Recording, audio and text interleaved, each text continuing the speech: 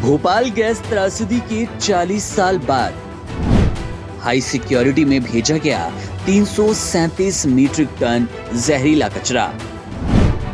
हर 30 minute में बदले गए मजदूर। जलाने के लिए 126 करोड़ रुपए।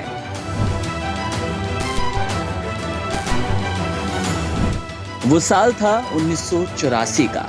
तारीख 2 से 3 दिसंबर की आधी रात, जब मध्य प्रदेश की राजधानी भोपाल में दुनिया का सबसे बड़ा औद्योगिक हादसा हुआ। ये वो समय था जब यूनियन कार्बाइड की फैक्ट्री से निकला जहरीला गैस का गुबार हजारों निर्दोषों की जान ले गया और लाखों की जिंदगी तबाह कर दी। इस गैस त्रासदी ने न केवल भोपाल को बल्कि पूरी दुनिया को चौंका दिया।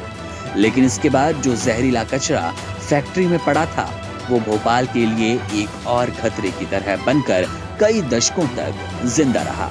भोपाल गैस त्रासदी के 40 साल बाद 2025 में आखिरकार इस कचरे को शहर से बाहर निकालने के लिए प्रक्रिया शुरू हुई।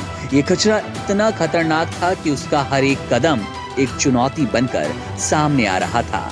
337 मीट्रिक टन जहरीले कचरे से भरे 12 कंटेनर बुधवार रात को भोपाल से पीथमपुर के लिए रवाना हुए। इन कंटेनरों का कचरा यूनियन कार्बाइड फैक्ट्री का वो कचरा था जो हरियाली और पानी को नुकसान पहुंचाने के साथ साथ भोपाल के लोगों के लिए खतरा बन चुका था। कंटेनरों की सुरक्षा के लिए पुलिस बल तैनात किया गया। एक ग्रीन कॉरिडोर बनाया गया। हर चौराहे पर खास इंतजाम किए गए ताकि कोई भी दिक्कत ना हो। कचरे को उठाने की यह प्रक्रिया लगभग 1 हफ्ते पहले शुरू हुई, जब राम की इन्वायरो कंपनी के 12 कंटेनर भोपाल के तारापुर औद्योगिक क्षेत्र पहुंचे। इस कार्य में 114 घंटे का वक्त लगा और इसमें करीब 1000 लोग शामिल थे। कचरे को उठाने के लिए 100 एक्सपर्ट और मजदूरों की एक टीम लगी, जिनमें प्रत्येक मजदूर को हर 30 मिनट में जांच करवानी पड़ती थी। ऐसा इसलिए क्योंकि ये कचरा अत्यधिक जहरीला और खतरनाक था। मजदूरों की सुरक्षा के लिए उन्हें पीपीई किट पहनने के अलावा उनके खाने, आराम करने और नहाने के लिए विशेष इंतजाम थे। कचरे को सुरक्षित रूप से उठाने के लिए उसे उच्च गुणवत्ता वाले HDPE यानी कि हाई डेंसिटी पॉलीथीन बैग में पैक किया गया, जिससे किसी प्रकार की रासायनिक प्रतिक्रिया ना हो। इस प्रक्रिया में 50 से अधिक मजदूरों ने भाग लिया और हर बैग को पूर्ण सुरक्षा के साथ भरने का काम किया।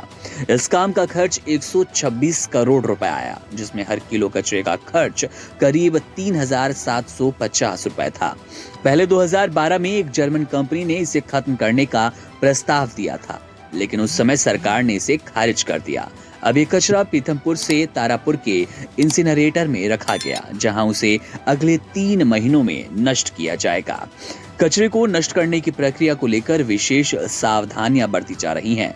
जहां इसे रखा गया था, वहां बैरिकेड लगाए गए और आम लोगों के आने जाने पर रोक लगा दी गई। ये सुनिश्चित किया गया कि कोई भी बाहरी व्यक्ति इस खतरनाक कचरे से प्रभावित न हो। कचरे को नष्ट करने के बाद उसका अवशेष यानी कि राख भी पूरी तरह से नष्ट किया जाएगा, ताकि भोपाल और उसके आसपास का पर्यावरण पूरी तरह से सुरक्षित हो सके। ये घटना सिर्फ एक औद्योगिक हादसे का नतीजा नहीं थी, बल्कि ये उस खतरनाक कचरे की मुक्ति की कहानी थी जो 40 सालों तक भोपाल के लिए एक बुरे साए की तरह था।